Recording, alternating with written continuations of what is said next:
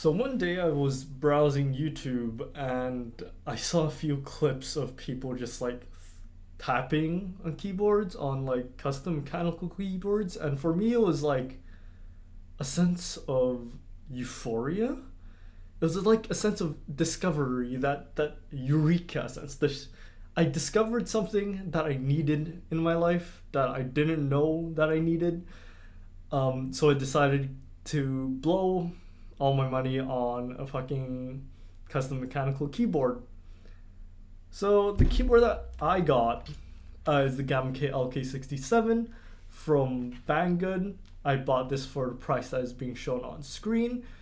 And before we get any deeper, this is a pretty budget build. In reality, this entire board cost 150 Canadian dollars, which actually isn't a lot for a budget keyboard, but for a uni student, that's enough to make me go fucking broke. So this was a pretty big financial investment, and I'm gonna say custom keyboards are worth it. This shit sounds like smooth ass butter.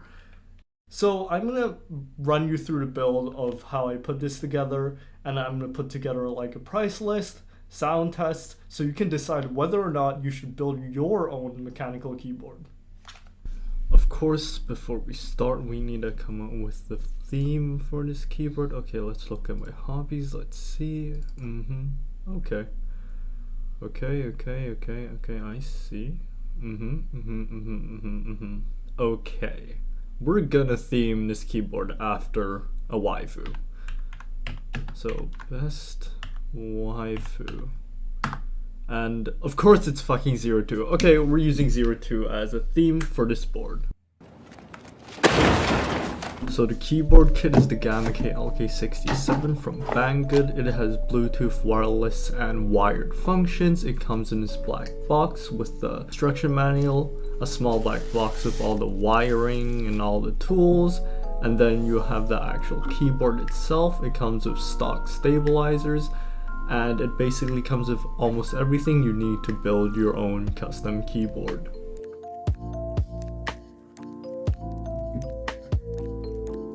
Now for the switches, we have the Gateron Milky Yellow Pros, which I bought from AliExpress. They're pretty decent for something you would buy from AliExpress. And they did come with this Zenitsu spacebar, which is pretty cool too, so props to the seller. Of course, if our theme is going to be 02, we're going to be using the clone GMK Darlings from AliExpress from a store called the Yongqiu store. These are actually pretty good quality, they're decently thick, they're PBT double shot, and they sound pretty decent. So if you're looking for a budget keycap set, I would recommend this set. So our next step is pretty simple. It's just inserting our switches into the keyboard and making sure that the pins go into the right holes and they don't bend. If you're afraid of the pins bending, you'll be able to feel the pins bending when you put them in, so you don't need to worry about that. So after we put all the switches in, the next thing to do is to just put the keycaps on. Remember that this is only a stock build, so we're not going to be adding any modifications at this point in time. You might also notice that my tab key is switched out with that other key, but it's okay, it doesn't really make that much of a difference. I'm just an idiot. Now let's go straight into the stock sound test.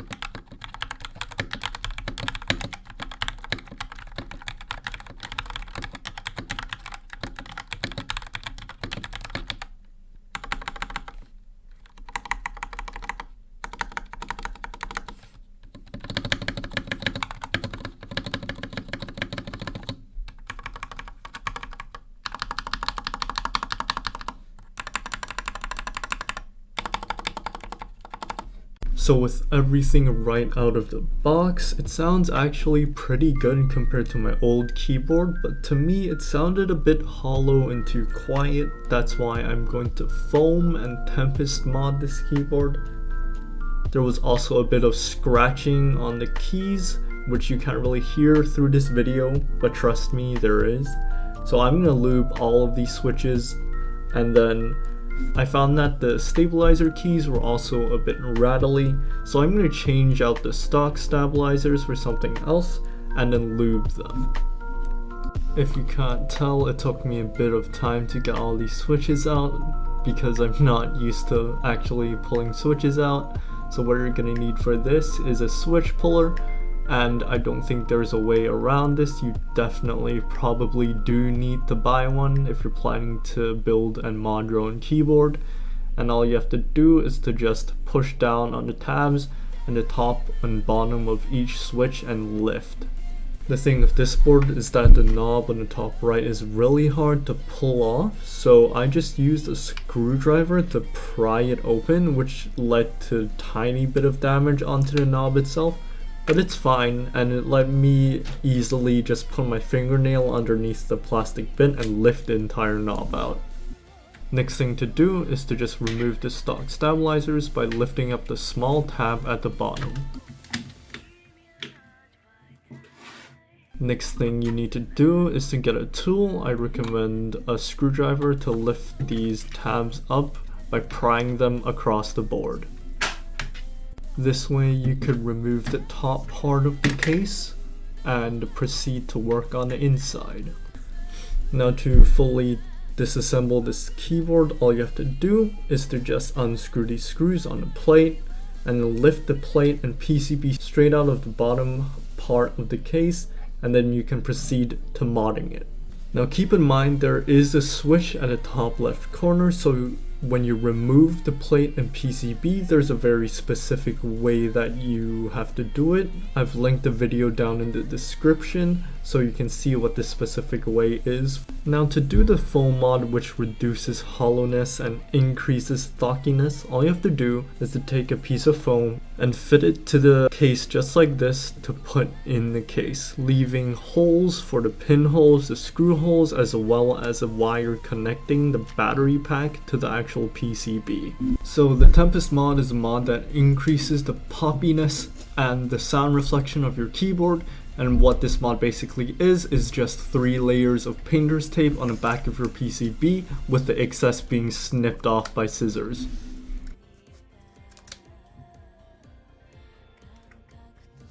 We're going to replace the stock stabilizers with Durock plate mounted stabilizers that are lubed.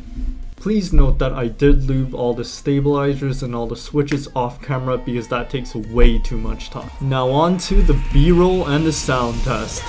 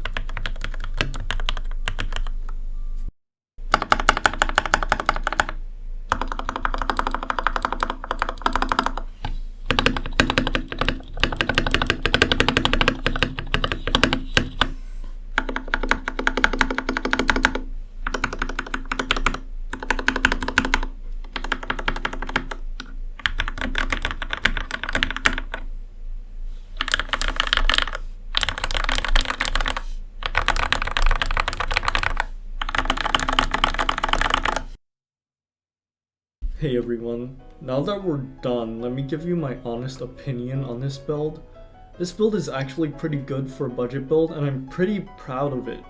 Even though the stock version sounds a bit similar to the modded version, I think the modding was worth it, and if you do get a budget keyboard, you should definitely spend a tiny bit more to mod it. That's because the type feel is just a lot better than the stock version. Now I did skip over the tutorials for lubing switches and lubing your stabilizers, so if you want to learn how to do that, go and check out Tehatype's videos in the description below. His videos are amazing and really informative, so you should definitely go check him out. If you have any advice on how I could improve my keyboard, any other mods that I could try, or just any other keyboard that I could try, please leave that in the description below. So if you guys didn't know, this is my first video and I am recording on a crappy Samsung Android phone, so please forgive me if my video quality or my audio quality is kind of bad. Now, it would greatly help me if you would like and subscribe, as well as comment down below about any possible video ideas or the direction where my channel could go. For now, I'm planning on going down the gaming and the tech route, but I'm open to any suggestions that you guys might give. Thank you so much for watching this video, and I hope I inspired you to waste your own money to build your very own mechanical keyboard. Peace.